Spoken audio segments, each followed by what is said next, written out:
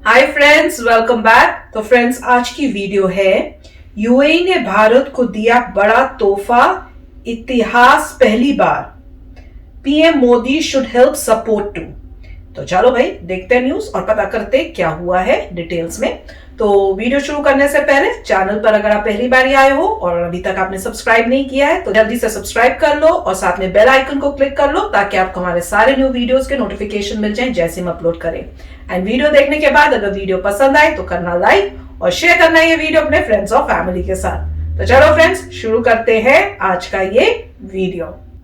पाकिस्तान अभी भारतीय army chief MM Naravane के अरब देशों के आमंत्रण और भव्य स्वागत के सदमे से बाहर निकला ही नहीं था कि अब उसको एक और बड़ा झटका लग गया है। पाकिस्तानी वर्कर्स को वीजा ना देना हो या वहां से अपना निवेश वापस लाना हो या फिर कश्मीर मुद्दे पर पाकिस्तान का साथ नहीं देना हो, पिछले कुछ महीनों में पाकिस्तानी पीएम इमरान खान को अरब देशों से उम्मा के नाम पर एक जोरदार धक्का ही मिला है। आपको पता ही होगा कि जब दो देशों के बीच कोई विवादित जगह या क्षेत्र होता है जिस पर दोनों ही देश अपना अधिकार बताते हैं तो बाकी के देश वहां पर किसी भी तरह की इकोनॉमिकल और कल्चरल एक्टिविटीज को अंजाम नहीं देते।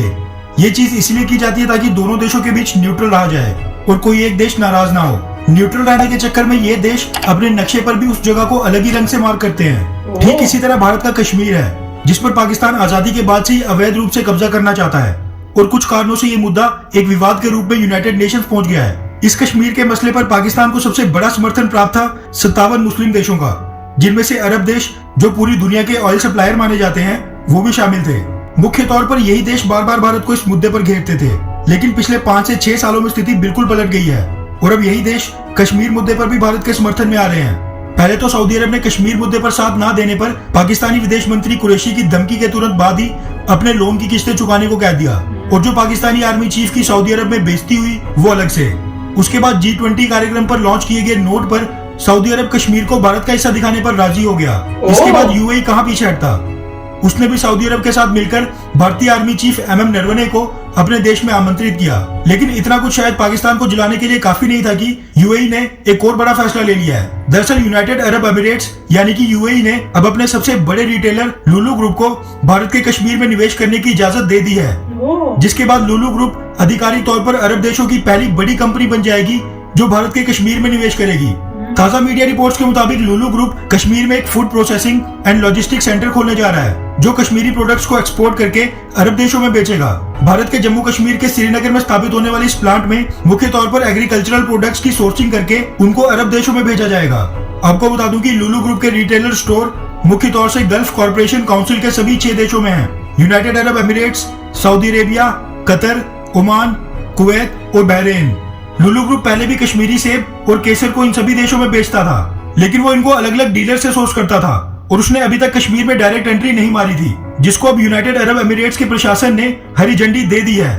लेकिन पाकिस्तान को इतनी निराशा देना कम नहीं था कि यूएई और लुलु ग्रुप ने यह तय किया है कि वो गल्फ कॉर्पोरेशन काउंसिल के सभी 6 अरब देशों के अपने लुलु स्टोर्स में भारत के रिपब्लिक डे 2021 के अवसर पर भारत के जम्मू कश्मीर राज्य के नाम से एक स्पेशल कॉर्नर खोलेंगे, जहां पर जनवरी की 24 तारीख से ही जम्मू कश्मीर से लाए गए सभी प्रोडक्ट्स को शोकेस किया जाएगा इनक्रेडिबल इंडिया के अंतर्गत। लुलु ग्रुप का कहना है कि ये तो बस शुरुआत है और वो इस तरह के food processing and logistic centre पूरे भारत में खोलने वाले हैं। वैसे भारतीय डिप्लोमेट्स इस डील पर पिछले साल 2019 में पीएम नरेंद्र मोदी जी के यूएई दौरे से ही काम कर रहे हैं, जो कि आज जाकर संभव हो पाया है। आर्थिक रूप से देखा जाए तो भारत में निवेश आना भारत के लिए खुशखबरी तो है ही, लेकिन ये डील डिप्लोमेटिकली भी पाकिस्तान के ऊपर भारत की बड़ी जीत है। इसी के साथ कुछ मीडिया रिपोर्ट्स ये भी सामने आई थी कि अरब देश और खासकर यूएई और सऊदी अरब भारत की ब्रह्मोस मिसाइल खरीदना चाहते हैं। वैसे आपको क्या लगता है कि ईरान को देखते हुए क्या भारत को यूएई और सऊदी अरब को ब्रह्मोस मिसाइल बेचनी चाहिए या फिर फिलहाल नहीं? नीचे कमेंट करके अपनी राय जरूर बताएं। तो फ्रेंड्स, बहुत ही गुड न्यूज है हमारे लिए क्योंकि उन्होंने अब अपना ओपनली सपोर्ट करना शुरू किया है इंडिया के लिए। और सबसे अमेजिंग बात है, मुझे वही नहीं पता था कि उन्होंने अपने मैप में जो भी उनकी करेंसी का नोट है उस पे वो अब दिखा रहे हैं मेरे ख्याल से जम्मू एंड कश्मीर का पार्ट इंडिया की साइड में।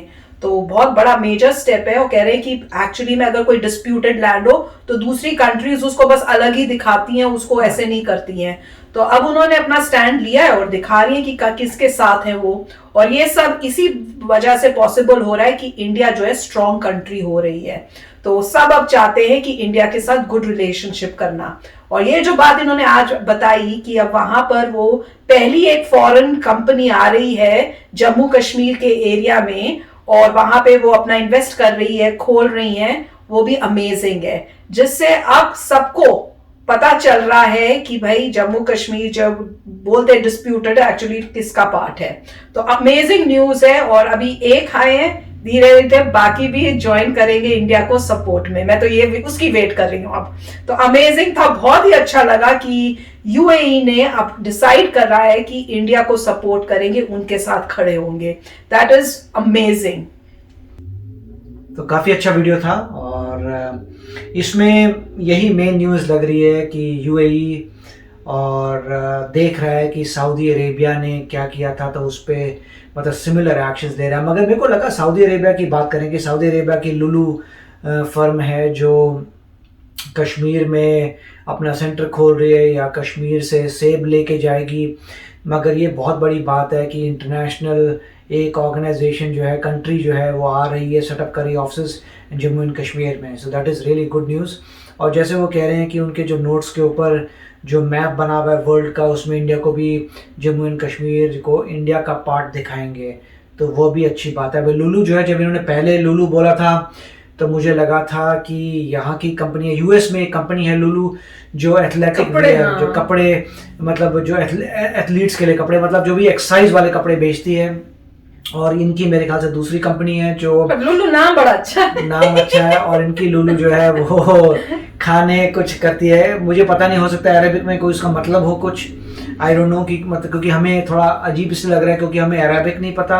हो सकता है इनकी अपनी लैंग्वेज में लुलु का कुछ मतलब हो। तो वो जो सामान मतलब सेब लेके जाएंगे, दैट इज़ वेरी नाइस। और इससे मुझे लग रहा है कि सऊदी अरेबिया, यूएई ये ज़्यादा चीज़ें कर रहे हैं पाकिस्तान को मैसेज देने में। जो आपस में जो बैर हुआ है, आपस में जो टेंशन हुई है, मेरे ख्याल से उसके रिस्पांस में ये कुछ मैसेज दे रहे हैं कि अच्छा ये बात है तो हम इंडिया में अपने सेंटर लेके आ रहे हैं, जम्मू कश्मीर में अपने मैप्स में हम इंडिया को दिखाएंगे।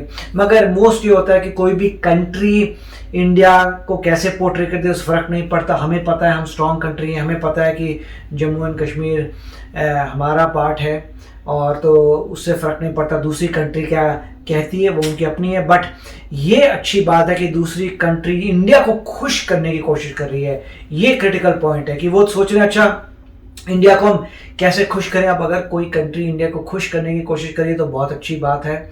और आप जानते होंगे कि इंडिया जो है 5th है नॉमिनल जीडीपी में, और सऊदी अरेबिया मेरे ख्याल से 12th या 13th है, मतलब ज़्यादा दूर नहीं, बट एटलीस्ट टॉप 10 है, मेरे ख्याल से नहीं है, चेंज हो चुका होगा अब तक। मगर डेफिनेटली इंडिया जो है 5 ट्रिलियन इकॉनमी बनने वाली है 10 साल में मेरे ख्याल से। तो इंडिया तो काफ़ी तेज़ आगे जा रही है। ऑफ कोर्स इन सब चीज़ों को देख के, और मैं कहूँगा इसरो की जो अचीवमेंट्स हैं उनको देख के सभी देशों को लगता है कि ये कंट्री हमारे लिए बहुत इंपॉर्टेंट है। जिस तरीके से ये स्पेस में जा रहे हैं, जिस तरीके से, और मेरे ख्याल से ब्रह्मोस ने भी जो है काफ़ी नाम रोशन किया है इंडिया का। मगर अगर आप देखें ब्रह्मोस, तो नाम से ही आपको पता लगता है जो ब्रह है वो ब्रह्मपुत्रा रिवर से लिया है, मॉस जो है उनकी मॉस्कवा या से कोई उनकी रिवर है रशिया की, उससे है। तो दोनों इंडिया और रशिया ने मिलके ब्रह्मोस बनाया है।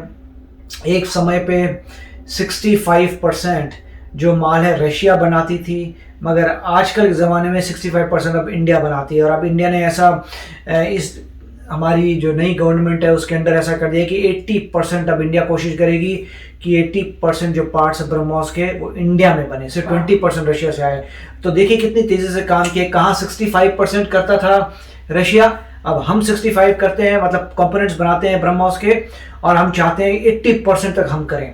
तो ये बहुत अच्छा हो जाएगा। तो क्लियर हो जाएगा लोगों को, ठीक है ब्रह्मोस जो था, ब्रह्मोस शुरुआत हुई थी रशिया के मिसाइल को देखकर। तो मतलब जब उन्होंने शुरू किया तो उन्होंने कहा था रशिया का ये मिसाइल है, इसको आगे डेवलप करेंगे एज ब्रह्मोस।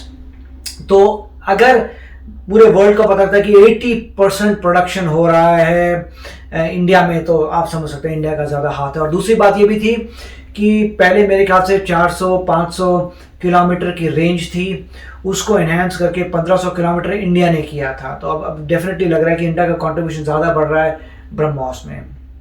मगर क्या इंडिया ब्रह्मोस देगा सऊदी अरेबिया को और यूएई को? तो आंसर मेरे ख्याल से है यस।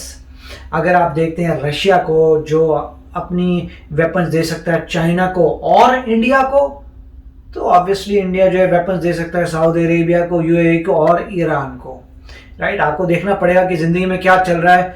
तो अब ऐसा इंडिया नहीं कर सकता भाई ईरान आपको देंगे, और मतलब ये तो बात गलत है ना कि आप कहेंगे कि मेरे पास ये बहुत ज़बरदस्त वेपन है ब्रह्मोस, मगर मैं सिर्फ ईरान को दूंगा और पूरे वर्ल्ड में नहीं दूंगा। तो ऐसे तो नहीं होता। आप कहिए आपके पास पैसा मैं आपको देता हूँ, आप मांगते हैं आपको देता हूँ, ऐसे पूरा वर्ल्ड चलता है। अब ऐसा थोड़ा है कि यूएसए जो F-35 दे रहा है सिर्फ इंडिया को दे रहा है, जापान को दे चुका है, साउथ कोरिया को दे चुका है, तो कितने लोगों को उसने F-35 दे दिए। तो ऐसे होता है कि ये वेपन है हमारा सुपीरियर, आपको चाहिए आप लीजिए, जिसको चाहिए, अनलेस को हमारा दुश्मन हो तो उसको नहीं देंगे।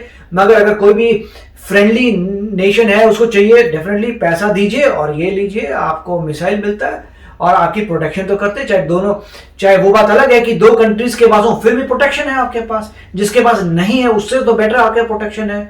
तो वो तो होता ही। अगर आप चाहते हैं कि इंडिया भी वही फेस कर रहा है कि जो आप रशिया से लेते हैं वो चाइना के पास भी है, बट इतना तो आपके पास है कि अच्छा मेरे पास भी है, तुम्हारे पास भी है, न्यूट्रलाइज हो गया। और अगर हम और रिसर्च करेंगे तो अपनी चीज बनानी पड़ेगी। अल्टीमेट तो यही, अगर आप देखें कि सुपर पावर्स कैसे बनी, रशिया और अमेरिका कैसे बनी सुपर पावर्स, क्योंकि उनकी अपनी वो रिसर्च थी, उनकी अपनी इंडिजिनस जो रिसर्च एंड डेवलपमेंट से अपनी चीज़ें बनाई हैं, जो अपनी इन्वेंशंस की हैं, उससे कोई बनता है स्ट्रॉन्ग। किसी और से इंपोर्ट करने से तो कभी भी स्ट्रॉन्ग नहीं बन सकते। थोड़ा बहुत डिटरेंस आ सकता है कि कोई आप पे अटैक ना कर सके, बट सुपर पावर बनने के लिए तो आपको अपनी खुद की टेक्नोलॉजी चाहिए। तो काफी अच्छा था वीडियो। यस फ्रेंड्स, तो चलो चलते हैं, मिलेंगे नेक्स्ट वीडियो में बहुत ही जल्द। Till then take care and bye bye. तो अगर आप मेरे इस चैनल पे नए हो तो जल्दी से सब्सक्राइब के बटन को हिट करो और बेल आइकन को क्लिक करो, ताकि आपको मेरा जब नया वीडियो मैं लगाऊं आपको उसके बारे में जल्दी से पता चल जाए।